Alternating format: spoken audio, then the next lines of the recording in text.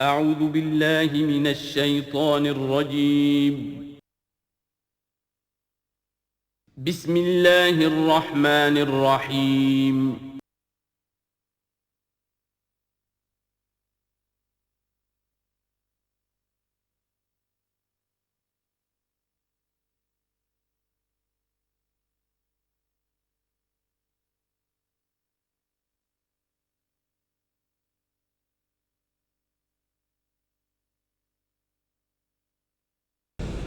اعوذ باللہ من الشیطان الرجیم بسم اللہ الرحمن الرحیم ولو انہم ظلموا انفسهم جاءوک واستغفروا اللہ واستغفر لهم الرسول لوجدوا اللہ توابا رحیما فلا وربک لا یؤمنون حتی یحکموک فیما شجر بینہم ثم لا یجدوا فی انفسهم حرجا مما قضیت ویسلموا تسلیما وَلَوْ أَنَّا كَتَبْنَا عَلَيْهِمْ أَنِ اقْتُلُوا أَنفُسَكُمْ أَوِ اخْرُجُوا مِنْ دِيَارِكُمْ مَا فَعَلُوهُ إِلَّا قَلِيلٌ مِّنْهُمْ وَلَوْ أَنَّهُمْ فَعَلُوا مَا يُوعَظُونَ بِهِ لَكَانَ خَيْرًا لَّهُمْ وَأَشَدَّ تَثْبِيتًا وَإِذًا لَّآتَيْنَاهُم مِّن لَّدُنَّا أَجْرًا عَظِيمًا وَلَهَدَيْنَاهُمْ صِرَاطًا مُّسْتَقِيمًا صدق اللہ العظیم۔ جیسا کہ میں عرض کر چکا ہوں کہ منافقین پر جو سب سے زیادہ بھاری تین چیزیں تھیں، ان میں سے سب سے پہلی اور عام طور پر اس کا صحیح اندازہ لوگوں کو نہیں ہے، وہ ہے اطاعت رسول۔ اللہ کی اطاعت وہ ایک کتاب کی اطاعت ہے۔ اللہ خود کوئی مشخص شخصیت کی حیثیت سے ہمارے سامنے موجود نہیں ہے، بالغیب ہے۔ ہمارے لیے رسول کی اطاعت بھی اس وقت اسی درجے میں ہے۔ رسول شخصاً ہمارے سامنے موجود نہیں ہے، یہ انسٹیٹیوشن ہے۔ اللہ کی اطاعت، رسول کی اطاعت۔ لیکن یہ جان لیجئے کہ اس وقت کے لوگوں کے لیے حضور صرف ایک انسٹیٹیوشن نہیں تھے، ایک شخص بھی تھے، اور وہاں کے لوگوں کے رشتے بھی تھے حضور کے ساتھ۔ کوئی حضور کا خسر ہے، خسر باپ کی جگہ ہوتا ہے، کوئی حضور کا داماد ہے، کوئی حضور کی بیوی ہے، رشتے ہیں۔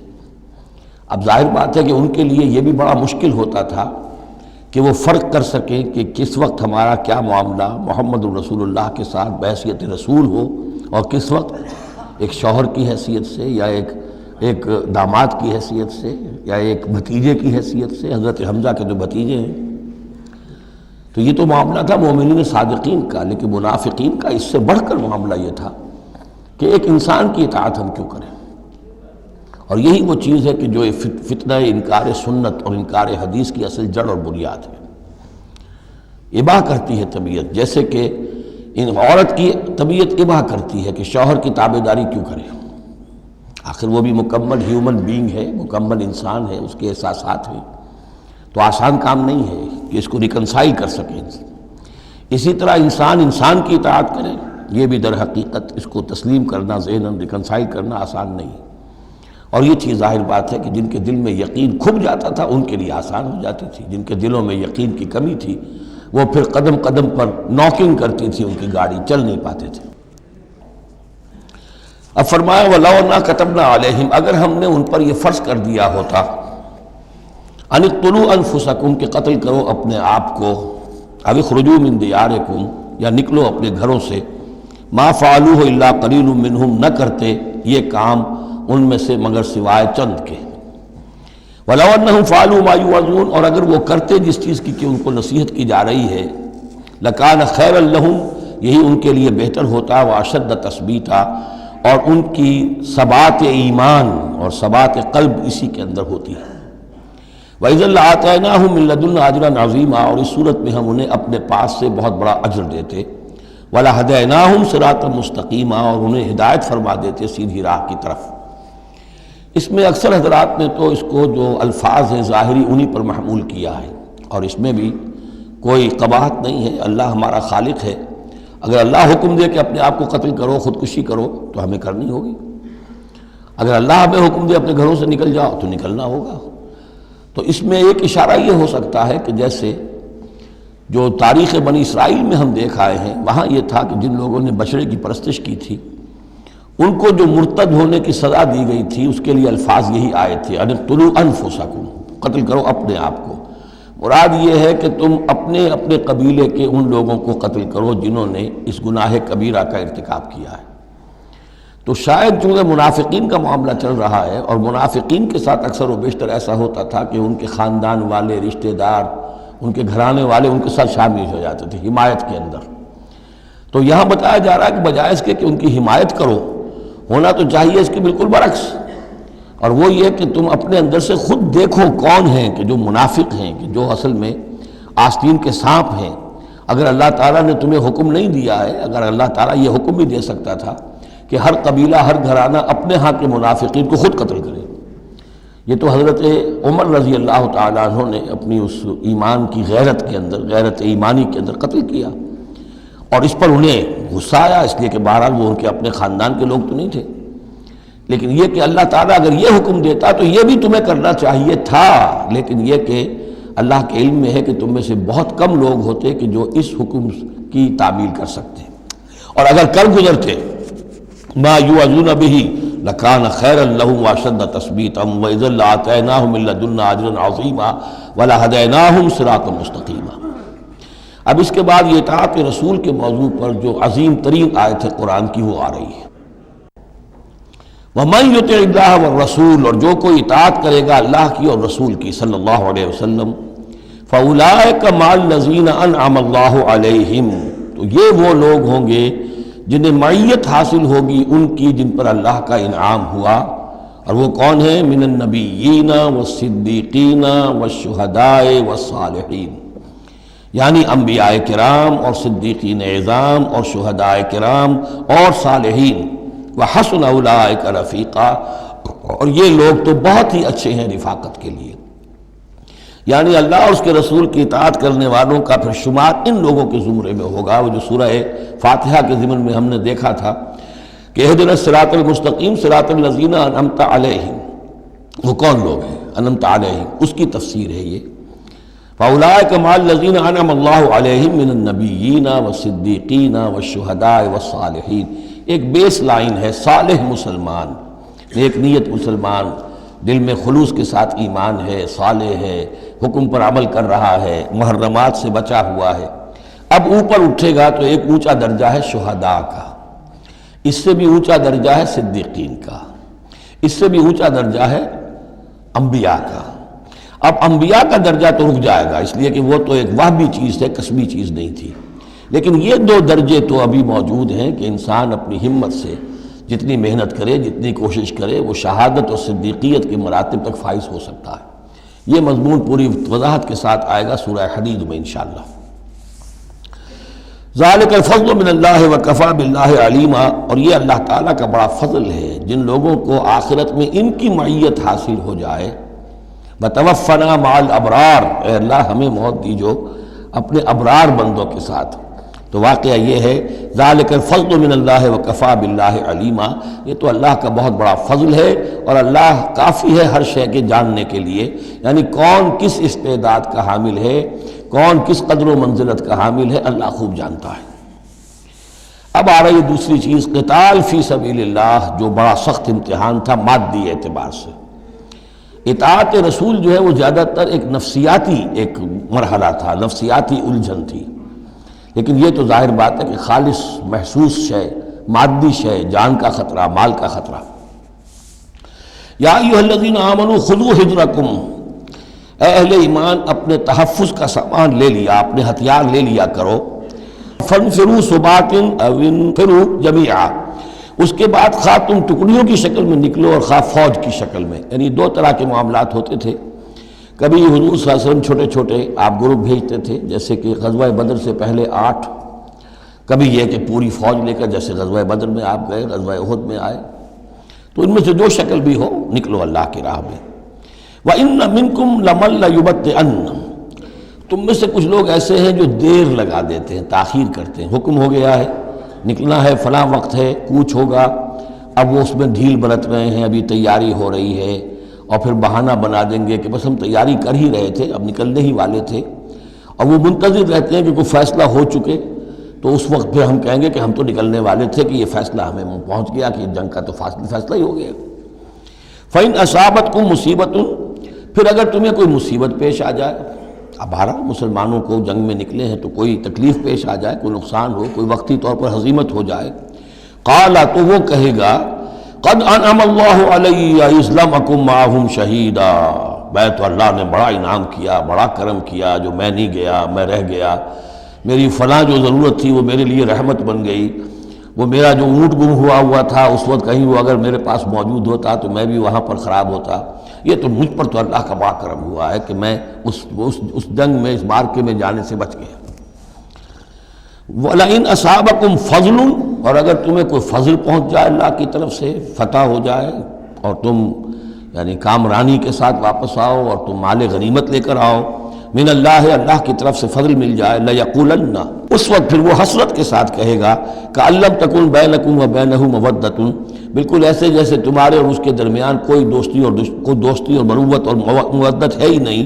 یا لیتنی کنت معہم فافوز فوزا عظیما، ہائے کاش کہ میں بھی ان کے ساتھ گیا ہوتا تو یہ بڑی کامیابی مجھے بھی حاصل ہو جاتی۔ یہ ان کا کردار ہے جس کا کہ نقشہ کھینچ دیا گیا۔ فلیقاتل فی سبیل اللہ الذین یشرون الحیاۃ الدنیا بالآخرہ، بس جو لوگ دنیا کی زندگی کو آخرت کے عوض فروخت کرنے کے لیے تیار ہیں انہیں لازماً قتال کرنا چاہیے اللہ کی راہ میں۔ فلیقاتل فی سبیل اللہ الذین یشرون الحیاۃ الدنیا بالآخرہ، جنہوں نے تو یہ طے کر لیا کہ ہم نے آخرت قبول کی، دنیا ہم دیتے ہیں۔ اب ان کے لیے تو پھر کوئی اس میں ہچکچاہٹ نہیں ہونی چاہیے، اگر انہوں نے واقعی یہ سودا اللہ سے کیا ہے تو پھر یہ کہ انہیں تو اللہ کی راہ میں جنگ کے لیے نکلنا چاہیے۔ وَمَن يُقَاتِلْ فِي سَبِيلِ اللَّهِ، اور جو کوئی بھی اللہ کی راہ میں قتال کرے گا، فَيُقْتَلْ أَوْ يَغْلِبْ، اب دو ہی امکانات ہیں، وہ قتل ہو جائے یا غالب ہو جائے، فتح مند ہو کر واپس آئے یا وہیں شہید ہو جائے۔ فَسَوْفَ نُؤْتِيهِ أَجْرًا عَظِيمًا، دونوں حالتوں میں ہم انہیں بہت بڑا اجر عطا فرمائیں گے۔ وَمَا لَكُمْ لَا تُقَاتِلُونَ فِي سَبِيلِ اللَّهِ، اب یہ خاص طور پر جو خاص قتال کے لیے ترغیب دلائی جا رہی ہے وہ ایسے لوگوں کے لیے کہ جو مختلف علاقوں میں مسلمان تھے، کہ جو پھنسے ہوئے تھے، ان میں کمزور بھی تھے، ان میں خواتین بھی تھیں، بیمار بھی تھے، بوڑھے تھے، جو ایمان تو لے آئے لیکن یہ کہ وہ ہجرت کے قابل نہیں تھے، تو وہ اپنے اپنے علاقوں میں ہیں، اپنے اپنے قبائل میں ہیں، وہاں ان کے اوپر ظلم ہو رہا ہے، انہیں ستایا جا رہا ہے، انہیں مارا جا رہا ہے، پرسیکیوٹ کیا جا رہا ہے، تو خاص طور پر ان کی نصرت کے لیے نکلنا اور ان کو جان چھڑانا اور ان کو بچا کے لے کر آنا، یہ کام تو ایسا ہے کہ جس میں غیرت ایمانی کا بہت ہی شدید تقاضا ہے، اور میں تو سمجھتا ہوں کہ غیرت انسانی کا بھی تقاضا ہے۔ وَمَا لَكُمْ لَا تُقَاتِلُونَ فِي سَبِيلِ اللَّهِ، میں کیا ہو گیا، کیوں قتال نہیں کرتے اللہ کی راہ میں؟ وَالْمُسْتَضْعَفِينَ، اور ان کمزور لوگوں کے لیے جو مغلوب بنا دیے گئے ہیں، من الرجال، مردوں میں سے، والنساء، اور عورتوں میں سے، والولدان، اور بچوں میں سے، الذین یقولون، جو یہ کہہ رہے ہیں، دعائیں کر رہے ہیں، ربنا اخرجنا من هذه القرية الظالم اهلها، اے ہمارے پروردگار ہمیں نکال اس بستی سے جس کے رہنے والے لوگ ظالم ہیں، واجعل لنا من لدنك وليا، اور ہمیں اپنے پاس سے کوئی ہمارا ولی، حمایتی، مددگار بنا دے، واجعل لنا من لدنك نصيرا، اور ہمارے لیے خاص اپنے فضل سے کوئی مددگار بھیج دے۔ اب ان کی جو یہ آہ و بکا ہے وہ بھی تمہیں آمادہ نہیں کر رہی کہ ان پر ظلم ہو رہا ہے، ان پر ستم ڈھائے جا رہے ہیں، اور تم جو ہے اپنے گھروں سے نکلنے کے لیے تیار نہیں ہو۔ یہ کن سے خطاب ہو رہا ہے؟ جن کے ہاں اسلام قائم ہو چکا تھا، ان سے خطاب ہو رہا ہے۔ ہم اپنے گھر میں اسلام قائم کر نہیں سکتے، یہاں پر کوئی جد و جہد نہیں کہ اسلام آ جائے، ہمارے ہاں کفر کا نظام چل رہا ہے، تو ہم تو مخاطب ہی نہیں اس کے۔ مخاطب اہل ایمان ہیں، اور اہل ایمان کا فرض کیا ہے؟ پہلے اپنے گھر کو درست کرو، پہلے اپنے ملک کے اندر اسلام قائم کرو۔ قرآن کے سوا کوئی اور قانون چل رہا ہے، من لم یحکم بما انزل اللہ فاولئک هم الکافرون ومن لم یحکم بما انزل اللہ فاولئک هم الظالمون ومن لم یحکم بما انزل اللہ فاولئک هم الفاسقون۔ ظالم، فاسق اور کافر اور مشرک تو ہم خود ہیں۔ تو یہ آیت اپنی جگہ ہے، ہر چیز کو اس کے کانٹیکسٹ کے اندر رکھنا چاہیے۔ الذین آمنوا یقاتلون فی سبیل اللہ، جو لوگ ایمان والے ہیں وہ قتال کرتے ہیں اللہ کی راہ میں۔ والذین کفروا یقاتلون فی سبیل الطاغوت، اور جو لوگ کافر ہیں وہ بھی قتال کر رہے ہیں، جنگ تو وہ بھی کر رہے ہیں، ابو جہل بھی تو لشکر لے کر آیا تھا، وہ طاغوت کی راہ میں قتال کر رہے ہیں۔ فقاتلوا اولیاء الشیطان، تو قتال کرو، جنگ کرو شیطان کی ساتھیوں سے، شیطان کے حمایتیوں سے، حزب الشیطان سے۔ ان کید الشیطان کان ضعیفا، یقیناً شیطان کی چال بڑی کمزور ہے، دکھائی دیتی ہے بڑی زوردار، بڑی باروب، لیکن یہ کہ اگر مرد مومن کھڑے ہو جائیں تو پھر اس کے اندر معلوم ہو جاتا ہے کہ پھسپسی چال ہے۔ الم تر الی الذین قیل لهم کفوا ایدیکم واقیموا الصلاۃ وآتوا الزکاۃ، ذرا تم نے دیکھا نہیں ان لوگوں کی طرف جن سے کہا گیا تھا کہ اپنے ہاتھوں کو بندھے رکھو، روکے رکھو، اور نماز قائم کرو اور زکوٰۃ دو۔ یہ ہے کہ جو مکے کے اندر حکم تھا 12 برس تک، مکے میں جب مسلمانوں پر ظلم و ستم توڑا جاتا تھا، انہیں ستایا جا رہا تھا، تو بہت سے مسلمان تھے جوش میں بھی اور یقیناً خلوص کے ساتھ ہوش مند ہو کر بھی کہ ہمیں اپنے ان بھائیوں کی مدد کرنی چاہیے۔ اب یہ سمیہ ہمارے سامنے جو ہے، جو کچھ ہو رہا ہے اس کے ساتھ ہماری نگاہوں کے سامنے، یاسر کے ساتھ جو کچھ ہو رہا ہے، حضور ہمیں اجازت دیجیے۔ آخر ہم جو ہے، ہم نامرد نہیں ہیں، ہم بے غیرت نہیں ہیں، ہم بزدل نہیں ہیں، لیکن اجازت نہیں تھی۔ یہ منہج انقلاب نبوی کا ایشو ہے۔ اس وقت حکم یہ تھا اپنے ہاتھ تھامے رکھو،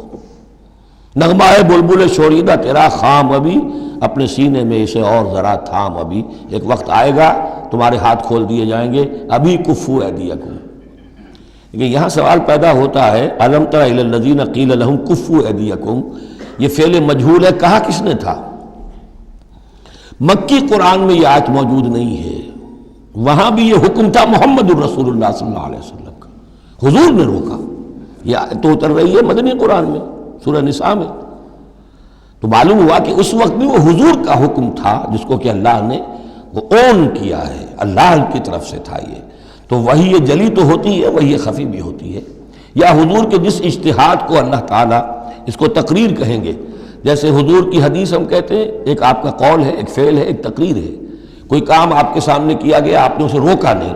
تو گویا کہ ایک طرح سے آپ کی طرف سے ریکگنیشن مل گئی کہ وہ بھی جائز ہے، یقیناً غلط ہوتا تو حضور روک دیتے۔ اسی طرح اللہ تعالیٰ کی کتاب ہے، وحی جلی ہے، وہ آ رہی ہے، لیکن حضور کا وحی خفی بھی ہے حضور کو جو آ جاتی ہے، اور ایک یہ کہ حضور خود اجتہاد کر رہے ہیں، اس کو اگر اللہ نے روکا نہیں تو گویا اللہ کی تقریر ہو گئی، اور وہ بھی اللہ ہی کی طرف سے ہو گیا، اور وہ بھی گویا کہ اللہ نے اون کر لیا۔ تو اب یہ بھی ہو سکتا ہے کہ وحی خفی کے ذریعے سے اللہ نے مکی دور میں حضور کو یہ حکم دیا ہو کہ جو ہے یہاں نقل ہوا ہے، اور یہ بھی ہو سکتا ہے یہ حضور کا اپنا اجتہاد ہو اور اس کو اللہ تعالیٰ نے قبول کیا ہو۔ الم تر الی الذین قیل لهم کفوا ایدیکم واقیموا الصلاۃ وآتوا الزکاۃ،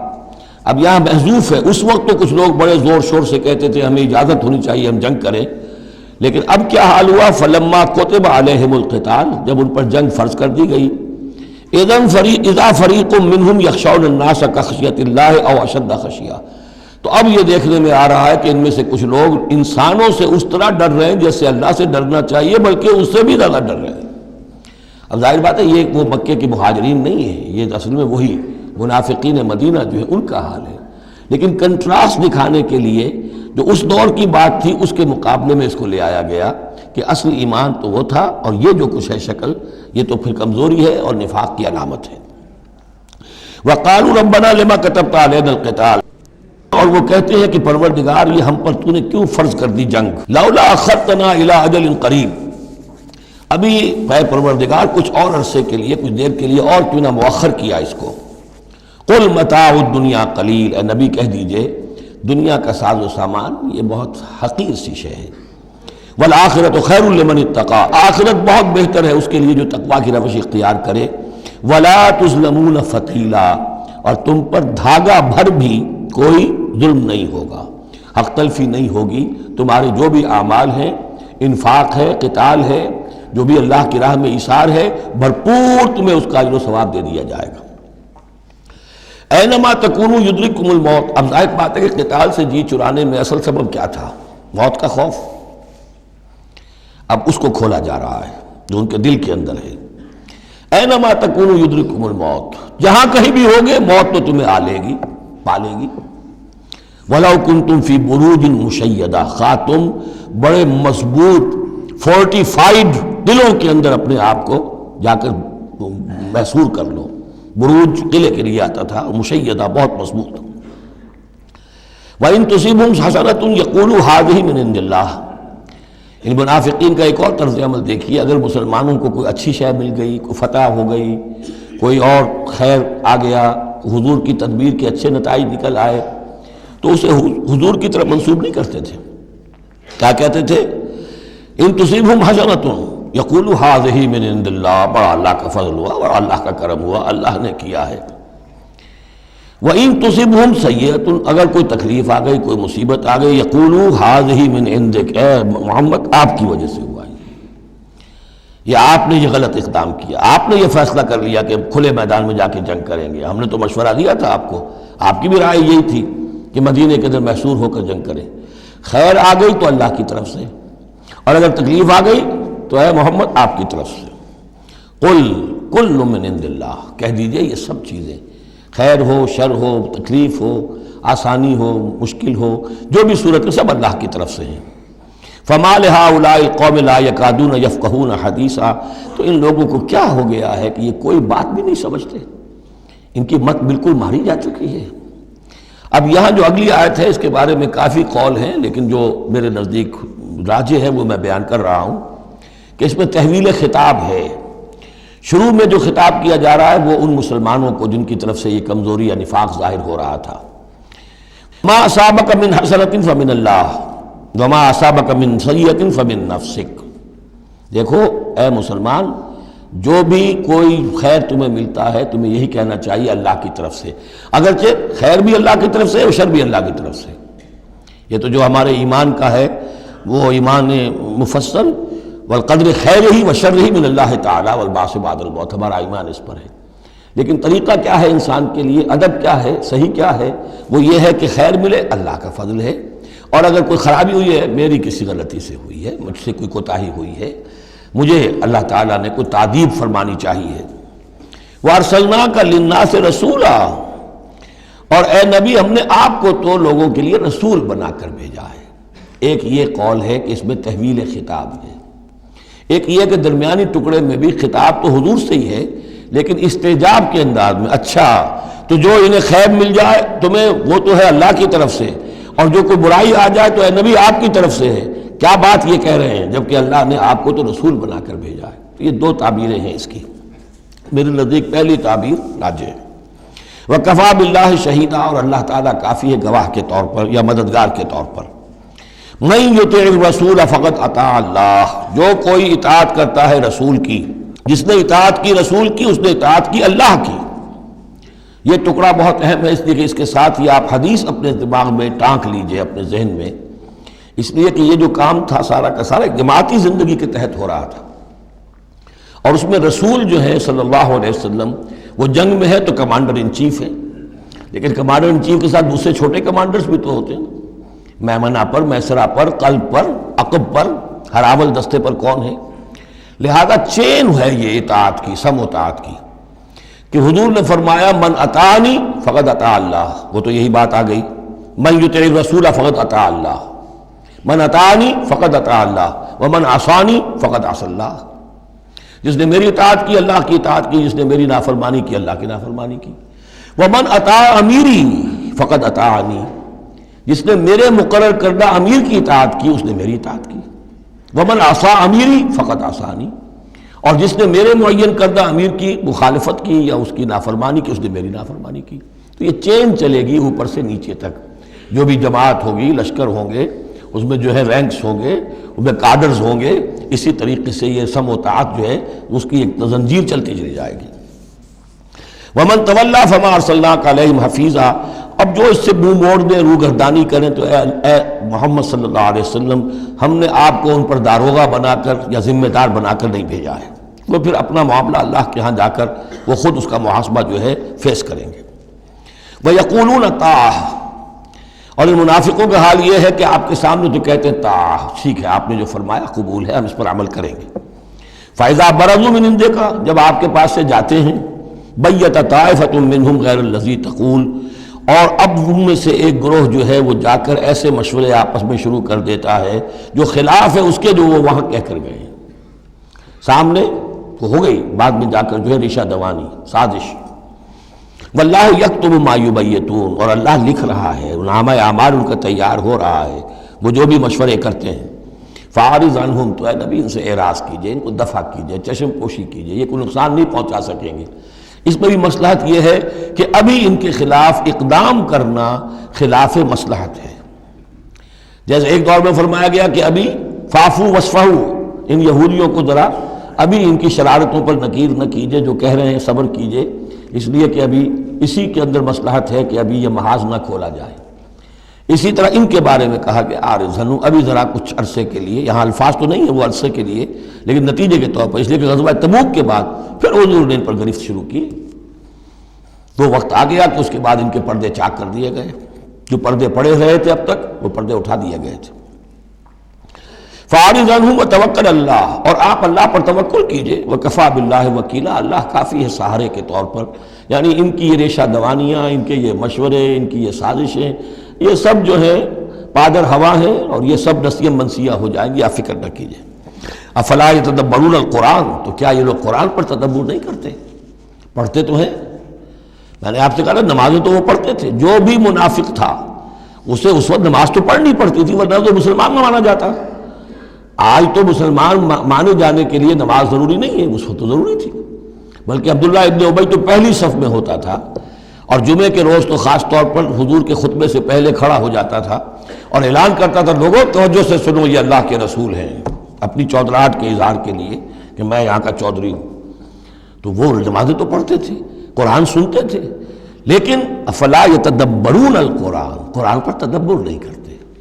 یہ قرآن ان کے سروں پر سے گزر رہا ہے، یا ان کے ایک کان سے داخل ہو کر دوسرے کان سے نکل رہا ہے.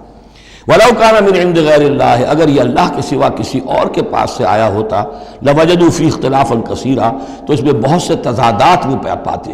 اس پر غور کرو گے، یہ بڑا مربوط کلام ہے، اس کا پورا فلسفہ جو ہے بہت منطقی طور پر مربوط ہے، اس کے اندر کہیں کوئی تضاد نہیں ہے. وَإِذَا جَاءَهُمْ أَمْرٌ مِّنَ الْأَمْرِ، انہی منافقین کا ایک اور روش، جب ان کے پاس کوئی خبر پہنچتی ہے کسی بات کی، من الامن او الخوف، امن کے بارے میں یا خوف کے بارے میں، کہیں سے خبر آ گئی کہ فلاں قبیلہ چڑھائی کرنے کی تیاری کر رہا ہے، حملہ کرے گا، اذاعوا بہ، تو وہ اس کو پھیلا دیتے ہیں، نشر کر دیتے ہیں، عام کر دیتے ہیں، تاکہ لوگوں میں خوف اور ہراس پیدا ہو جائے. یہ اسی سے اذاع کا لفظ آج کل بنا ہوا ہے، ریڈیو کو، نشر کو، براڈ کاسٹنگ کے لیے یہ لفظ ہے عربی کا، جدید عربی کا. اذاعۃ الجمہوریۃ المتحدۃ العربیہ، یہ جو ریڈیو ہے، this radio of United Arab republic, یہ میں سنا کرتا تھا کبھی، شیخ عبد الباسط عبد الصمد کی قرات ہوا کرتی تھی مصر سے، تو وہ اذاعۃ الجمہوریۃ المتحدۃ العرب، تو یہ جو ہے وہ اذاع اب نشر کرنے کے لیے، اذاعوا بہ، وہ اس کو نشر کر دیتے ہیں. وَلَوْ رَدُّوهُ إِلَى الرَّسُولِ، اگر وہ اس کو لوٹاتے رسول کی جانب کہ حضور یہ خبر آئی ہے، اس طرح کی اطلاع آئی ہے. وَإِلَىٰ أُولِي الْأَمْرِ مِنْهُمْ، یا جو اور اولي الامر ہیں، بہرحال اوس کے سردار ہیں، سعد ابن عبادہ ہیں، ان تک بات پہنچا دیں، اس خزرج کے سردار، یا اوس کے سردار ہیں سعد ابن معاذ، ان تک پہنچا دیں. اگر یہ کرتے لَعَلِمَهُ الَّذِينَ يَسْتَنبِطُونَهُ مِنْهُمْ، تو یہ بات ان لوگوں کے علم میں آتی جو اس کا استنباط کر سکتے، نتیجہ نکال سکتے، کتنی بات صحیح ہے، اس کا نتیجہ کیا نکل رہا ہے، ہمیں کیا قدم اٹھانا چاہیے. اور جب انہوں نے وہ خبر ایسے ہی جو ہے پھیلا دی، تو اس کا نتیجہ کیا ہوگا کہ لوگوں میں ایک سراسیمگی پیدا ہو گئی، ایک فکر پیدا ہو گیا، جسے آپ کہتے ہیں دنیا میں ہو جاتا ہے، سنسنی سی پیدا ہو جاتی ہے. وَلَوْلَا فَضْلُ اللَّهِ عَلَيْكُمْ وَرَحْمَتُهُ، اور اگر اللہ کا فضل اور اس کی رحمت تمہارے شان میں حال نہ ہوتی، لَاتَّبَعْتُمُ الشَّيْطَانَ إِلَّا قَلِيلًا، تو تم سب کے سب شیطان ہی کی پیروی کرتے سوائے چند کے. فَقَاتِلْ فِي سَبِيلِ اللَّهِ، قتال کے ضمن میں غالباً میرے نزدیک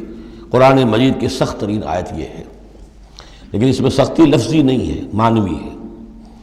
فَقَاتِلْ فِي سَبِيلِ اللَّهِ، تو اے نبی آپ تو جنگ کریں اللہ کی راہ میں. لا تکلف الا نفسک، آپ پر کوئی ذمہ داری نہیں ہے سوائے اپنی ذات کے. وحرض المؤمنین، اہل ایمان کو جتنا بھی آپ اکسا سکے اکسا، اختیار تو نہیں، یعنی اگر کوئی اور نہیں نکلتا اکیلے نکلیے.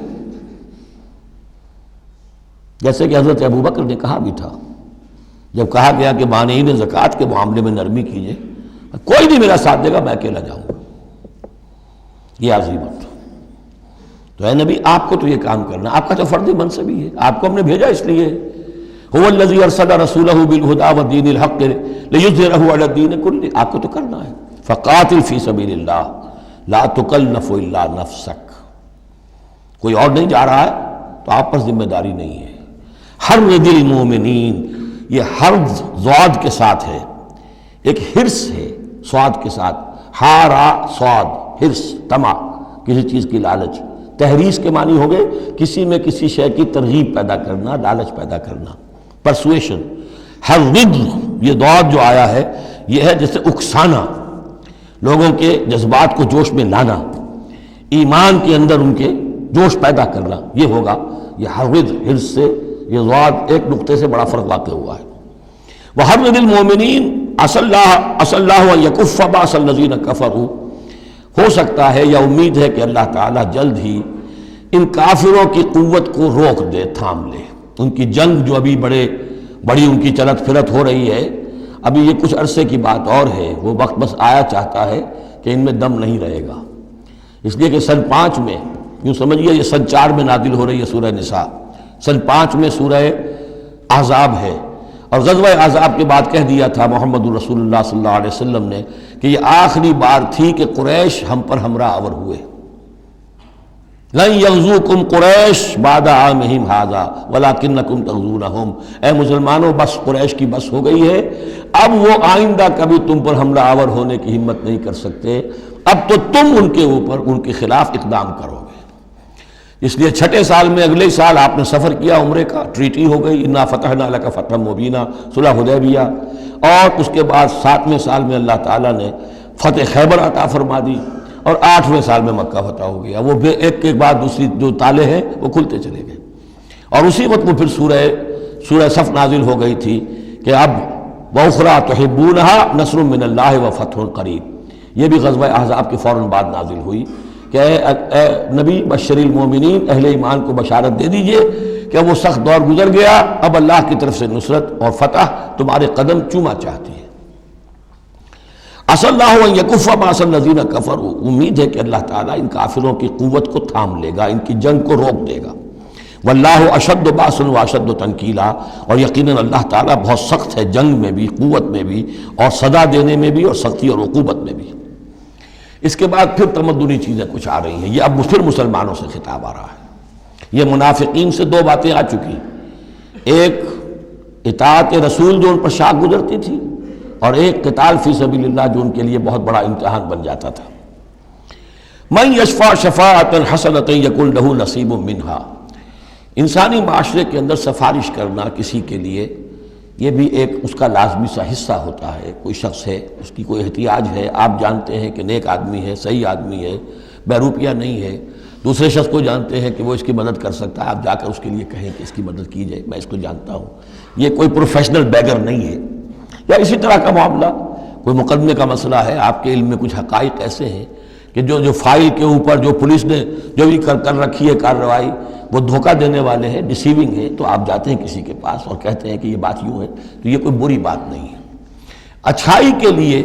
نیکی کے لیے، بھلائی کے لیے، خیر کے لیے، عدل کے لیے، انصاف کے لیے اگر سفارش کی جائے تو اس میں کوئی حرج نہیں، بلکہ اس سے اللہ تعالیٰ ثواب عطا فرمائے گا۔ من یشفع شفاعۃ حسنۃ، جو کوئی سفارش کرتا ہے اچھی، یکن لہ نصیب منہا، اسے اس میں سے بھی حصہ ملے گا، اس کی نیکی، اس کے اجر و ثواب میں سے اسے حصہ ملے گا۔ ومن یشفع شفاعۃ سیئۃ یکن لہ کفل منہا، اور کسی نے بری سفارش کی، غلط سفارش کی، جھوٹی کی، حقائق کو توڑا مروڑا، تو پھر اس کے جرم کے اندر جو جس کے لیے وہ سب کچھ کر رہا ہے وہ بھی شریک ہو گیا، اس کا برابر کا حصہ دار ہو گیا۔ واللہ وکان اللہ علی کل شیء مقیتا، اور یقیناً اللہ تعالیٰ ہر شے پر قوت رکھنے والا ہے۔ ایک اور بات، معاشرے کے اندر گریٹنگز کا معاملہ ہوتا ہے، جب ملیں تو آپس میں کس طریقے سے کوئی سلام کریں، یا کیا گڈ مارننگ کہیں، کیا کہیں، صباح الخیر اور مساء الخیر کہیں، کیا کہیں، اس کا بھی اللہ تعالیٰ نے بتایا کہ اس کا قاعدہ کیا ہے۔ وَإِذَا حُيِّيتُم بِتَحِيَّةٍ فَحَيُّوا بِأَحْسَنَ مِنْهَا أَوْ رُدُّوهَا، جب تمہیں کوئی دعا دی جائے، اصل میں عربوں کے ہاں چونکہ یہ رواج تھا حیاک اللہ، حیاک اللہ، حیاک اللہ، اللہ جو ہمارے ہاں سرائے کے علاقے میں حیاتی ہوئے، تمہاری عمر بڑھے، اللہ تعالیٰ عمر زیادہ کرے، تو یہ وہ انداز ان کا تھا کہ حیاک اللہ، تو اسی سے جو بھی گریٹنگز ہیں ان کے لیے لفظ تحیہ بن گیا ہے۔ اذا حییتم بتحیۃ، جب تمہیں کوئی دعا دی جائے تو پھر تم بھی دعا دو بأحسن منہا، اس سے بہتر۔ السلام علیکم کے جواب میں السلام علیکم ورحمۃ اللہ، اضافہ کر کے دیجئے، لوٹائیے، اور ردوہا، کم سے کم اتنی تو کرو کہ برابر جو ہے وہ بات اس کو لوٹا دو۔ ان اللہ کان علی کل شیء حسیبا، یقیناً اللہ تعالیٰ ہر چیز کا حساب کرنے والا ہے۔ یہ چھوٹی چھوٹی چیزیں بھی جو ہیں ان کی بھی اہمیت ہے، آداب ہے، انسانی زندگی کے اندر اور معاشرتی زندگی میں حسن پیدا ہوتا ہے، اس سے آپس کی محبت پیدا ہوتی ہے۔ اللہ لا الہ الا ہو، اللہ وہ ہے کہ جس کے سوا کوئی معبود نہیں۔ لَيَجْمَعَنَّكُمْ إِلَىٰ يَوْمِ الْقِيَامَةِ لَا رَيْبَ فِيهِ، وہ لازماً جمع کرے گا تمہیں قیامت کے دن جس میں کوئی شک نہیں۔ وَمَنْ أَصْدَقُ مِنَ اللَّهِ حَدِيثًا، اور اللہ سے بڑھ کر اپنی بات میں سچا کون ہوگا۔ اب یہ منافقین سے پھر اگلی بات شروع ہو رہی ہے، اور یہ ہے تیسری بات، ہجرت۔ وہ لوگ کہ جو قدرت رکھنے کے باوجود، مقدرت رکھنے کے باوجود ہجرت نہیں کر رہے تھے، یعنی ایک تو وہ ہے جو بیمار ہیں، بوڑھے ہیں، راستہ نہیں چل سکتے، راستہ انہیں آتا نہیں ہے، عورتیں ہیں، ان کا معاملہ تو پہلے آ چکا، ان کے لیے تو تمہیں قتال کرنا چاہیے تاکہ انہیں چھڑاؤ وہاں سے۔ ایک وہ ہے جو کہ اپنے ان کافر قبیلوں کے اندر، اپنی ان بستیوں کے اندر آرام سے رہ رہے ہیں، اور وہ ہجرت نہیں کر رہے، جبکہ ہجرت اب فرض کر دی گئی تھی۔ اور ہجرت فرض کیوں کر دی گئی تھی یہ بھی سمجھ لیجئے، اس لیے کہ جب حضور کی دعوت اور تحریک جو ہے وہ اس مرحلے میں آ گئی کہ اب قتال چاہیے، تو اب ظاہر بات ہے کہ جو اوفینسو لینا ہے باطل کے خلاف، جو اقدام کرنا ہے، تو جتنی بھی اویلیبل طاقت ہے اسے ایک مرکز پہ آنا ضروری ہے۔ اگر منتشر پڑے رہی طاقت ساری تو پھر یہ ہے کہ وہ آپ کی کامیابی کا امکان کم ہے۔ اب تو جتنی بھی آپ کو مین پاور اللہ نے فراہم کی ہے اب تک، اس سب کو بلاؤ ایک مرکز پہ ہو تاکہ پوری قوت کے ساتھ ایک جگہ سے فیصلہ کو اقدام کیا جا سکے، یہ اس کی حکمت ہے۔ تو جو ہجرت ہوئی تھی پہلے مکی دور میں، جو حبشہ کی تھی، وہ آپشنل تھی، وہ تو صرف اجازت تھی ہجرت کی، اس کا حکم نہیں تھا۔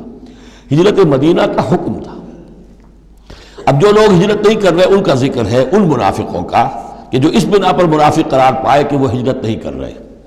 فَمَا لَكُمْ فِي الْمُنَافِقِينَ فِئَتَيْنِ، اور تمہیں کیا ہو گیا ہے ایسے منافقوں کے بارے میں، یہ بات آگے واضح ہو جائے گی کہ کن منافقین کا تذکرہ ہے یہ۔ تم دو گروہوں میں تقسیم ہو گئے ہو،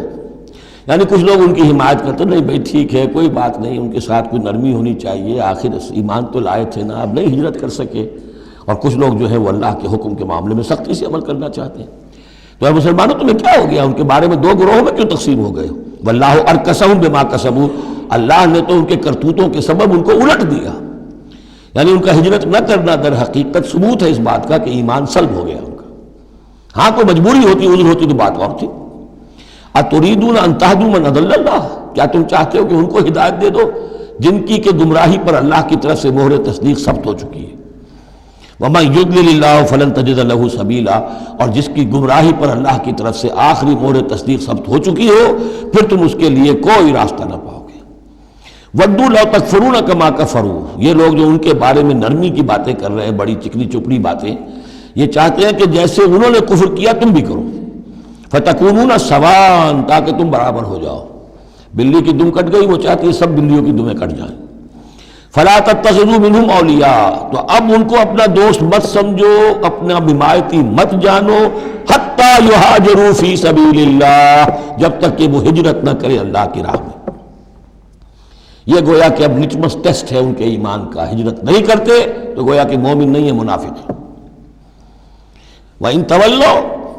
اور اگر وہ پیٹ موڑ لیں، ہجرت نہ کریں، فَخُذُوهُمْ، پکڑو انہیں، وَاقْتُلُوهُمْ، قتل کرو انہیں، حَيْثُ وَجَدتُّمُوهُ، جہاں پاؤ۔ یعنی پھر وہ کافروں کے حکم میں ہے، چاہے وہ کلمہ پڑھتے ہوں،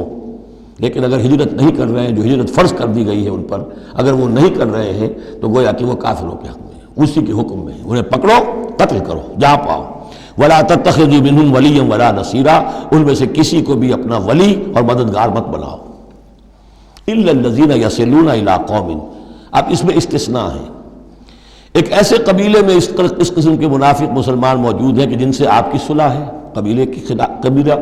صلح، تو ظاہر بات ہے کہ اس صلح کو وہ صلح ان کو بھی کور کر رہی ہے جو اس میں ہے منافق۔ إِلَّا الَّذِينَ يَصِلُونَ إِلَىٰ قَوْمٍ بَيْنَكُمْ وَبَيْنَهُم مِيثَاقٌ، سوائے ان کے کہ جن کا تعلق ہو ایک ایسی قوم سے، ایسے قبیلے سے کہ جن کے اور تمہارے درمیان کوئی معاہدہ ہے، اور یا دوسری شکل کیا ہے، اور جاؤکم حسرت صدورہم، یا ایسے لوگ بھی ہوتے تھے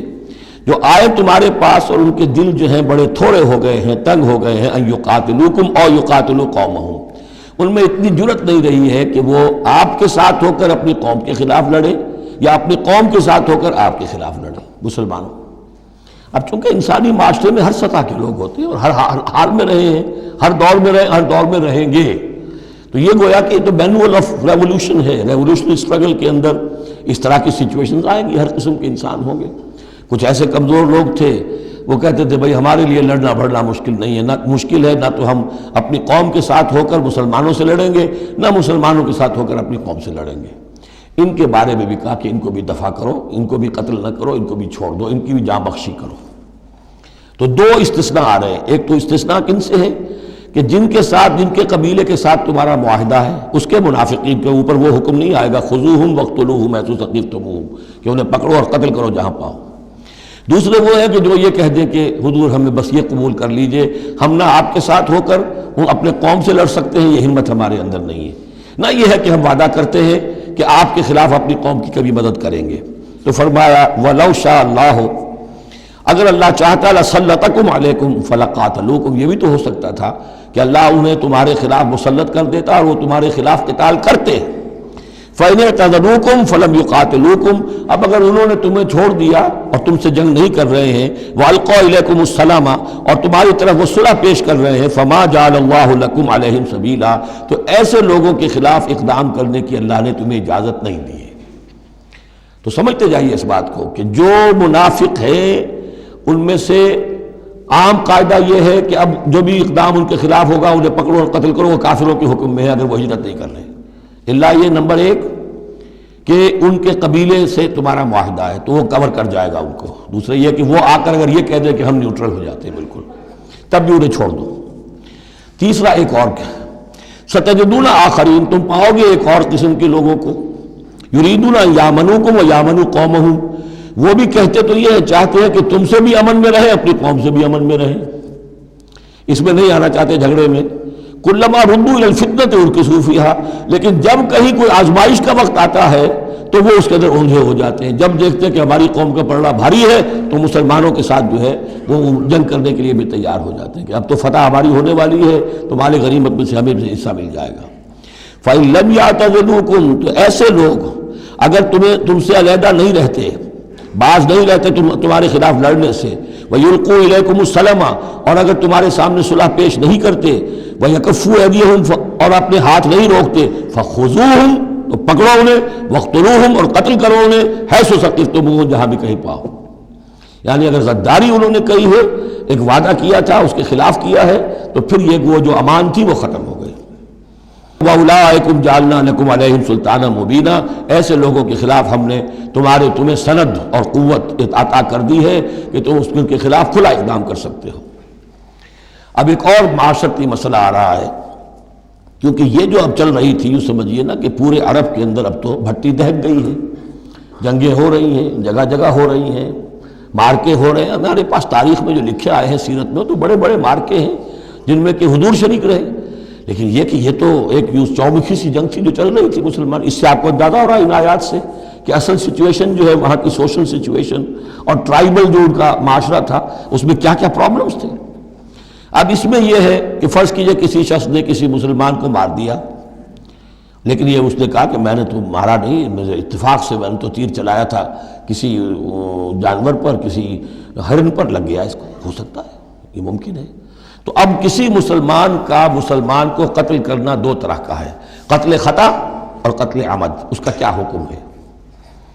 ما کان لمؤمن ان یقتل مؤمنا الا خطا، کسی مومن کے لیے یہ روا نہیں ہے کہ مومن کو قتل کرے مگر خطا کے طور پر، نشانہ چوک گیا، کسی کو جان لگا، اب گاڑی ہے، ایکسیڈنٹ ہو گیا، آپ چلا رہے تھے، کوئی اس کے نیچے آ گیا، مر گیا، آپ تو اسے مارنا نہیں چاہتے تھے۔ چنانچہ سعودی عرب میں یہ بھی اسی بد کے تحت یہ فیصلے ہوتے ہیں اس کے ایکسیڈنٹس کے، اس قانون قتل خطا کے تحت۔ وہ قانون کیا ہے؟ ومن قتل مومنا خطا، اور جو شخص کسی مومن کو قتل کر دے قتل خطا غلطی سے، فتحریر رقبۃ مومنۃ، تو ایک مسلمان غلام کی گردن کا آزاد کرانا، ودیۃ مسلمۃ الی اہلہ، اور دیت خون بہا اس مقتول کا اس کے گھر والوں کو ادا کرنا لازم ہے، الا ان یصدقوا، الا یہ کہ وہ معاف کر دیں، خوں بہا دینا ہوگا، یعنی قتل خطا کے بدلے میں آپ قتل نہیں کریں گے۔ قتل عمد کی جزا میں قتل ہے، لیکن یہ کہ قتل خطا میں قتل نہیں ہوگا۔ قتل کی جگہ کیا ہوگا؟ ایک تو خوں بہا، اور نمبر دو یہ کہ یہ جو گناہ ہو گیا تم سے سرزد، اس کے لیے گناہ کے اثر کو ختم کرنے کے لیے اللہ نے ایک حق اپنا رکھ دیا کہ ایک غلام کو آزاد کرو۔ فَإِن كَانَ مِن قَوْمٍ عَدُوٍّ لَكُمْ، اور اگر وہ مسلمان تھا ایک ایسے قبیلے سے کہ جو تمہارا دشمن قبیلہ ہے، تھا مسلمان اور تمہارے ہاتھوں مارا گیا ہے غلطی سے، وَهُوَ مُؤْمِنٌ، تھا وہ خود مومن، فَتَحْرِيرُ رَقَبَةٍ مُؤْمِنَةٍ، تو پھر صرف ایک مسلمان آزاد کا ایک گردن چھڑا دینا کافی ہوگا، کیونکہ کافر قبیلے کا آدمی تھا، اب اس کو اگر دیت دی جائے گی تو کافر کو پہنچ گئی، وہ تو اس کے گھر والے کافر ہیں، دیت یہاں معاف ہو گئی، لیکن یہ ہے کہ اس کو جو ایک غلام کو آزاد کرنا جو اللہ کا حق تھا وہ برقرار رہے گا۔ وَإِن كَانَ مِن قَوْمٍ بَيْنَكُمْ وَبَيْنَهُم مِيثَاقٌ، اور اگر وہ ہو ایسے قوم سے، ایسے قبیلے سے کہ تمہارے اور اس کے درمیان، اس کے قبیلے کے درمیان معاہدہ ہے، فَدِيَةٌ مُسَلَّمَةٌ، تو پھر وہی حکم آ جائے گا کہ دیت بھی دینی پڑے گی، حوالے کرنی ہوگی، اِلَىٰ أَهْلِهِ، اس کے گھر والوں کی طرف، اس کے وارثوں کو، وَتَحْرِيرُ رَقَبَةٍ مُؤْمِنَةٍ، اور ایک مومن کی گردن، ایک مومن جو ہے کہ جو مومن غلام ہو اس کا آزاد کرنا بھی ہوگا۔ فَمَن لَّمْ يَجِدْ، تو جو یہ نہ پائے، یعنی یہ جو اب دو حق ہو گئے، ایک ہے دیت، وہ تو مقتول کے جو ورثہ ہے ان کا ہے، اس میں تو معافی نہیں ہو سکتی، البتہ اللہ نے جو رکھا ہوا ہے کہ ایک مومن غلام کو آزاد کیا جائے، اگر کسی کے اندر اتنی مقدرت نہیں ہے تو اللہ نے نرمی کر دی اپنے حق میں، فَمَن لَّمْ يَجِدْ فَصِيَامُ شَهْرَيْنِ مُتَتَابِعَيْنِ، جس کے پاس اتنا پیسہ نہیں ہے کہ کوئی مسلمان غلام کو خریدے اور آزاد کرے، تو وہ 2 مہینے کے پے بپے متواتر روزے رکھے، توبۃ من اللہ، یہ اللہ کی طرف سے اس کے جرم کا کفارہ بن جائے گا، اس کے توبہ کے قبول کا ذریعہ بن جائے گا۔ وَكَانَ اللَّهُ عَلِيمًا حَكِيمًا، اور یقیناً اللہ تو علیم اور حکیم ہے۔ اب آ رہا قتل عمد، وَمَن يَقْتُلْ مُؤْمِنًا مُتَعَمِّدًا، اور جو کوئی قتل کرے گا کسی مومن کو جان بوجھ کر قتل عمد، فَجَزَاؤُهُ جَهَنَّمُ خَالِدًا فِيهَا، اس کا بدلہ تو جہنم ہے جس میں وہ ہمیشہ ہمیش رہے گا، وَغَضِبَ اللَّهُ عَلَيْهِ، اور اللہ تعالیٰ کا غضب اس پر ہوگا، وَلَعَنَهُ، اور اللہ نے اس پر لعنت فرمائی، وَعَدَّ لَهُ عَذَابًا عَظِيمًا، اور اس کے لیے بہت بڑا عذاب تیار کیا ہے۔ شروع میں آیا تھا کہ 2 چیزیں ہیں، حرمت جان، حرمت مال، معاشرے کی بنیاد اس پر قائم ہے، لہذا یہ کہ ایک مسلمان کا قتل کر دینا بھی اللہ کے ہاں کتنا بڑا ہے۔ آگے چل کر سورہ مائدہ میں اس سے بھی آگے آ گیا، فَكَأَنَّمَا قَتَلَ النَّاسَ جَمِيعًا، کسی ایک انسان کو ناحق قتل کر دینا بھی ایسے ہے جیسے کہ پوری نوع انسانی کو قتل کر دیا، اس لیے کہ تمدن کی جڑ کاٹ دی۔ اور اس سے اندازہ کیجئے ہمارے ہاں کتنا کچھ ایمان و اسلام ہے، یہ جان انسانی جو ہے کتنی سستی ہو چکی ہے، اور قتل عمد جس طریقے سے ہو رہا ہے، مچھر کی جان اور انسان کی جان ایک جیسی ہے۔ یا ایھا الذین آمنوا اذا ضربتم فی سبیل اللہ فتبینوا ولا تقولوا لمن القی الیکم السلام لست مؤمنا۔ اب اس آیت کو بھی آپ سمجھیں گے اسی پس منظر میں کہ یہ چومکھی جنگ چل رہی ہے، ہر جگہ ہو رہا ہے معاملہ، تو اس میں فرض کیجئے کہ کہیں کوئی مقابلہ ہوا، آپ نے سمجھا کہ یہ کافر آ رہا ہے، جب آپ اس کے قریب آئے، اسے مارنے لگے، قتل کرنے لگے، اس نے کلمہ پڑھ دیا، میں تو مسلمان ہوں، اب کیا کریں گے؟ اس کا حکم دیا جا رہا ہے۔ یا ایھا الذین آمنوا اذا ضربتم فی سبیل اللہ، اہل ایمان جب تم اللہ کی راہ میں نکلو، فتبینوا، تو تحقیق کر لیا کرو، وَلَا تَقُولُوا لِمَنْ أَلْقَىٰ إِلَيْكُمُ السَّلَامَ، اور جو شخص بھی تمہارے سامنے اسلام پیش کرے یا سلام پیش کرے، اس کو یہ مت کہو کہ لست مومنا، کہ تم مومن نہیں ہو، تمہیں کیا معلوم؟ ایمان کا تعلق دل سے ہے، دنیا کا سارا معاملہ اس کے اسلام پر ہوگا۔ اگر وہ کلمہ شہادت پڑھ رہا ہے، اپنے اسلام کا اظہار کر رہا ہے، you have to take him on his words۔ تو یہ معاملہ ہو گیا تھا حضرت اسامہ کے ساتھ۔ حضرت اسامہ کا ایک جنگ میں ایک کافر سے دو بدو مقابلہ ہوا، جب وہ کافر بالکل زیر ہو گیا کہ اب اس کو معلوم ہوا کہ میرے لیے بچت کا کوئی راستہ نہیں ہے، انہیں کلمہ پڑھ دیا، اشہد ان لا الہ الا اللہ واشہد ان محمد رسول اللہ۔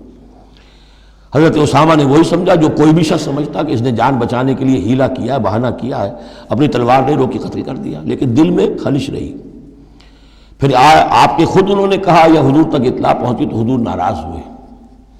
اے اسامہ کیا کرو گے اس دن، کیا جواب دو گے جب وہ کلمہ شہادت تمہارے خلاف مدعی ہو کر آئے گا کہ میرے ہوتے ہوئے تلوار چلی اس کی؟ جب انہوں نے کہا کہ وہ تو جان بچانے کے لیے اس نے کیا، ہم نے فرمایا حلا شققت قلبہ، تو تو نے اس کا دل چیر کر کیوں نہیں دیکھ لیا کہ اس کے اندر ایمان ہے کہ نہیں ہے؟ اس قدر غصے کا اور غضب کا انداز، وہی بات کہی جا رہی ہے، یا ایھا الذین آمنوا اذا ضربتم فی سبیل اللہ فتبینوا ولا تقولوا لمن القی الیکم السلام لست مؤمنا تبتغون عرض الحیات الدنیا۔ دیکھو تم دنیا کا سامان چاہتے ہو کہ اس کے پاس کوئی مال ہے، ہم اسے کافر قرار دیں، قتل کریں، مال غنیمت لے لیں گے۔ فعند اللہ مغانم کثیرہ، دل تھوڑا نہ کرو، اللہ کے ہاں بڑی غنیمتیں تمہارے لیے ہیں، تمہارے لیے بڑی بڑی مملکتوں کی غنیمتیں آنے والی ہیں، ان چھوٹی چھوٹی چیزوں کا اور اس کے اوپر اتنی حدود اللہ جو ہے اس سے آزادی نہ برتو۔ کذالک کنتم من قبل، دیکھو تم خود بھی تو پہلے ایسے ہی تھے، آخر ایک دور تم پر بھی تو گزرا ہے، تم سب بھی تو نو مسلم ہی ہو، ایک وقت میں تو تم میں سے ہر شخص کافر ہی تھا نا، مشرک تھا۔ کذالک کنتم من قبل، تو اتنی سمجھ لینا اللہ نے آپ کو توفیق دے دی، اللہ نے کلمہ شہادت آپ کو عطا کر دیا، رسول کی دعوت و تبلیغ سے جو ہے بہرہ مند ہونے کی توفیق دے دی، اللہ کا انعام مانو، لیکن یہ کہ اس طریقے سے لوگوں کے اس معاملے میں اتنی سخت روش اختیار نہ کرو۔ فمن اللہ علیکم، تو اللہ تعالیٰ نے تم پر بڑا احسان فرمایا ہے، فتبینوا، تو دیکھو تحقیق کر لیا کرو، ان اللہ کان بما تعملون خبیرا، اور جو کچھ تم کر رہے ہو اللہ اس سے باخبر ہے۔ لا يستوي القاعدون من المؤمنین غیر اولی الضرر والمجاہدون فی سبیل اللہ باموالہم وانفسہم۔ اس آیہ مبارکہ میں جہاد کا لفظ بمعنی قتال ہے، جہاں تک جہاد کا تعلق ہے وہ تو مومن ہر وقت کر رہا ہے، دعوت و تبلیغ بھی جہاد ہے، اپنے نفس کے خلاف بھی جہاد ہے، المجاہد من جاہد نفسہ، بلکہ پوچھا گیا ای الجہاد افضل یا رسول اللہ، آپ نے فرمایا تو جاہد نفسک فی طاعت اللہ، اپنے نفس کے خلاف جہاد کرو، اسے اللہ کا مطیع بناؤ، یہ بھی جہاد ہے۔ تو جہاد کے بہت سے گوشے ہیں، لیکن قتال آخری منزل قتال ہے، اور یہ بھی ان تین جوڑوں میں سے ہے کہ جو ایک دوسرے کی جگہ پر الفاظ آ جاتے ہیں، مومن و مسلم، نبی اور رسول، جہاد اور قتال۔ لا یستوی القاعدون من المؤمنین، برابر نہیں ہے اہل ایمان میں سے بیٹھ رہنے والے، یعنی جو کہ قتال فی سبیل اللہ کے لیے نہیں نکلتے، غیر اولی الضرر، جبکہ ان کو کوئی عذر نہیں ہے، اگر کوئی اندھا ہے اور وہ نہیں نکل رہا کوئی حرج نہیں، کوئی لنگڑا ہے چل نہیں سکتا ہے وہ نہیں نکلتا کوئی حرج نہیں، یہ بعد میں آ جائے گا، لیکن جن کو کوئی ایسا عذر نہیں ہے پھر وہ بیٹھے رہے۔ اور یہ بھی نوٹ کر لیجئے کہ نفیر عام پہلی مرتبہ ہوئی ہے صرف غزوہ تبوک میں سن 9 ہجری میں جا کر، اس سے پہلے پرسویشن تھی، نکلو اللہ کی راہ میں، نکلو اللہ کی راہ میں، نکلو اللہ کی راہ میں، لازم ہر ایک کے لیے نہیں تھا، قتال فی سبیل اللہ آپشنل تھا، لہذا اس کے اوپر کسی سے نکیر بھی نہیں ہوتی تھی، نہیں گیا کوئی نہیں گیا ٹھیک ہے، لیکن پھر یہ کہ جو غزوہ تبوک میں نہیں گئے ان سے ایکسپلینیشن کال کی گئی، ان کو سزائیں بھی دی گئیں وغیرہ وغیرہ۔ تو اب چونکہ آپشنل تھا لہذا وہاں پر یہ تو نہیں کہا جا سکتا تھا کہ اب ان کو پکڑو اور ان کو سزا دو، لیکن یہ بتایا جا رہا ہے، اس لیے حرض المومنین کا لفظ آیا تھا کہ آپ پوری طرح اکسائیے ان کو، آمادہ کیجئے، لیکن ظاہر بات ہے کہ یہ اس میں ابھی آپشن ہے۔ لیکن برابر نہیں ہے وہ لوگ جو بیٹھ رہے ہیں اور جنہیں کوئی عذر نہیں، والمجاہدون فی سبیل اللہ باموالہم وانفسہم، اور وہ لوگ جو اللہ کی راہ میں جہاد کے لیے قتال کے لیے نکلے ہیں اپنی جانوں اور مال کے ساتھ۔ فضل اللہ المجاہدین باموالہم وانفسہم علی القاعدین درجہ، اللہ نے فضیلت دی ہے مجاہدین کو جو اپنے مال اور جان سے جہاد کرنے والے ہیں، بیٹھ رہنے والوں پر ایک بہت بڑا درجہ، درجتاً یہ جو تنکیر آئی ہے برائے تفخیم ہے، بہت بڑا درجہ۔ وَكُلًّا وَعَدَ اللَّهُ الْحُسْنَىٰ، اور چونکہ یہ فرض نہیں، نفیر عام نہیں، لہذا فرمایا گیا سب کے لیے اللہ کی طرف سے اچھا وعدہ ہے، جو نہیں نکلا چونکہ ابھی وہ فرض ہے نہیں، لازم کیا نہیں گیا ہے، تو ان کے لیے بھی اللہ تعالیٰ کی طرف سے اگر انہوں نے اتنی ہمت نہیں کی ہے، وہ کمتر مقام پر قانے ہو گئے تو ٹھیک ہے، لیکن اللہ تعالیٰ کی طرف سے ان کے اوپر کوئی گرفت نہیں ہوگی۔ وَكُلًّا وَعَدَ اللَّهُ الْحُسْنَىٰ وَفَضَّلَ اللَّهُ الْمُجَاهِدِينَ عَلَى الْقَاعِدِينَ أَجْرًا عَظِيمًا، لیکن فضیلت دی ہے اللہ تعالیٰ نے مجاہدین کو بیٹھ رہنے والوں پر اجر عظیم، درجات منہ ومغفرۃ ورحمہ، یہ درجات ہوں گے اللہ کی طرف سے اور اس کی طرف سے مغفرت اور رحمت، وکان اللہ غفور الرحیم، اور یقیناً اللہ تعالیٰ غفور الرحیم ہے۔ ان الذین توفاہم الملائکۃ ظالمی انفسہم، اب یہ آ گئے وہ لوگ کہ جو عذر کے بغیر وہ ہجرت نہیں کر رہے تھے، اپنے گھروں میں بیٹھے ہوئے اپنی قوم میں یا مکے میں۔ ان الذین توفاہم الملائکۃ ظالمی انفسہم، یقیناً وہ لوگ کہ جو وفات دیں گے انہیں فرشتے اس حال میں کہ وہ اپنی جانوں پر ظلم کر رہے تھے، یعنی ہجرت نہیں کی تھی انہوں نے، رسول کے حکم کی اطاعت نہیں کی تھی، آخر موت تو آنی ہے، تو جب فرشتے ان کی روح قبض کرتے ہیں، قالوا فیما کنتم، تو وہ ان سے کہتے ہیں یا کہیں گے یہ آپ کس حال میں تھے؟ آپ نے ایمان کا دعویٰ کیا، محمد رسول اللہ نے ہجرت کا حکم دیا، کیا ہوا آپ کو؟ کیوں آپ نے ہجرت نہیں کی؟ قالوا كنا مستضعفین فی الارض، تو وہ کہیں گے ہمیں دبا لیا تھا لوگوں نے، ہم مجبور ہو گئے تھے، کیا کریں، ہم معذور تھے۔ قالوا الم تکن ارض اللہ واسعہ، وہ فرشتے کہیں گے کیا اللہ کی زمین واسع نہیں ہے، وسیع نہیں ہے، کھلی نہیں ہے، کشادہ نہیں ہے، فتہاجروا فیہا، کہ تم اس میں ہجرت کرتے، فاولئک مأواہم جہنم، تو یہ وہ لوگ ہیں جن کا ٹھکانہ جہنم ہے، وساءت مصیرا، اور وہ بہت بری جگہ ہے ٹھہرنے کی۔ الا المستضعفین من الرجال، ہاں ایسے لوگ جو واقعتاً جن کو اب چینز پہنا دی گئی ہوں، زنجیروں میں جکڑ کر جن کو کہ گھروں میں رکھا گیا، ان کا معاملہ ہو رہا ہے کہ جنہیں دبا دیا گیا ہو، مستضعفین من الرجال والنساء، اور عورتیں، ان کے لیے تنہا سفر کرنا، ایسے بھی عورتیں تھیں جن تنہا ہجرت کی ہے لیکن ہر ایک کے لیے تو نہیں، والولدان، اور بچے، لا یستطیعون حیلۃ، کہ نہ ان کے پاس کوئی تدبیر ہے، ولا یہتدون سبیلا، نہ وہ راستہ جانتے ہیں، فاولئک عسى اللہ ان یعفو عنہم، تو یہ وہ لوگ ہیں کہ اللہ تعالیٰ ان کو معاف فرمائے گا۔ اگر عذر تھا، مجبوری تھی، نہیں جا سکتے تھے، بچے ہیں، عورتیں، ان کے لیے کہا گیا تھا کہ ان کے لیے قتال فی سبیل اللہ کرو، انہیں جا کے چھڑاؤ، لیکن جو لوگ بغیر عذر کے وہاں بیٹھے ہوئے ہیں وہ منافق ہیں کٹر، ان سے تمہارا کوئی تعلق نہیں جب تک کہ وہ ہجرت نہ کریں، بلکہ وہ قتال کے معاملے میں بالکل کفار کے برابر ہیں۔ الا المستضعفین من الرجال والنساء والولدان لا يستطيعون حیلۃ ولا يهتدون سبیلا فاولئک عسى الله ان يعفو عنهم وكان الله عفوا غفورا، اور اللہ تعالیٰ بخشنے والا اور معاف فرمانے والا ہے۔ ومن يهاجر في سبيل اللہ، اور جو کوئی ہجرت کرے گا اللہ کی راہ میں، یجد فی الارض مراغما کثیرا وسعا، وہ زمین میں پائے گا کشادگی بہت بڑی اور وسعت۔ ان ارضی واسعۃ فإیایا فاعبدون، سورہ عنکبوت میں آپ پڑھیں گے، میری زمین بڑی کشادہ ہے، اگر یہاں اللہ کی بندگی نہیں کر سکتے تو کہیں اور چلے جاؤ۔ ومن یہاجر فی سبیل اللہ یجد فی الارض مراغما کثیرا وسعا ومن یخرج من بیتہ مہاجرا، اور اس کے ساتھ ساتھ یہ بھی سمجھ لو جو شخص اپنے گھر سے نکل کھڑا ہوا ہجرت کے لیے الی اللہ ورسولہ، اللہ اور اس کے رسول کی طرف، دولت کے لیے نہیں۔ یہ حدیث نبوی جو ہے کہ ایک شخص وہ ہے جو ہجرت کرتا ہے کسی عورت سے نکاح کے لیے، ایک شخص وہ ہے جو دولت کے لیے کرتا ہے، وہ نہیں۔ فہجرتہم الی ما ہاجر الیہ، اس کی ہجرت اس پر شمار ہوگی۔ جس نے اللہ اور اس کے رسول کی طرف ہجرت کی خلوص نیت کے ساتھ، گھر سے نکل کھڑا ہوا، ثم یدرکہ الموت، پھر اسے موت نے آ لیا، وہ نہیں پہنچ سکا مدینہ منورہ، حضور کے قدموں تک رسائی نہیں ہو سکی، بمصطفیٰ برسا خیش را کے دی ہمعوس، اس تک نہیں ہو سکا، فقد وقع اجرہ علی اللہ، تو اس کا اجر اللہ کے ذمے ثابت ہو گیا۔ یعنی وہ نیت کر کے نکل آیا خلوص نیت کے ساتھ، اللہ اور اس کے رسول کے حکم سمجھ کر وہ نکل آیا ہے، دار الہجرت تک نہیں پہنچ پایا، درمیانی میں کہیں اس کی موت واقع ہو گئی، فقد وقع اجرہ علی اللہ، اللہ کے ذمے اس کا اجر جو ہے وہ اللہ کے ذمے ثابت ہے۔ وکان اللہ غفورا رحیما، اور یقیناً اللہ تعالیٰ غفور ہے، بخشنے والا، اور رحیم ہے، رحم فرمانے والا۔ بارک اللہ لی ولکم فی القرآن العظیم ونفعنی وإیاکم بالآیات والذکر الحکیم۔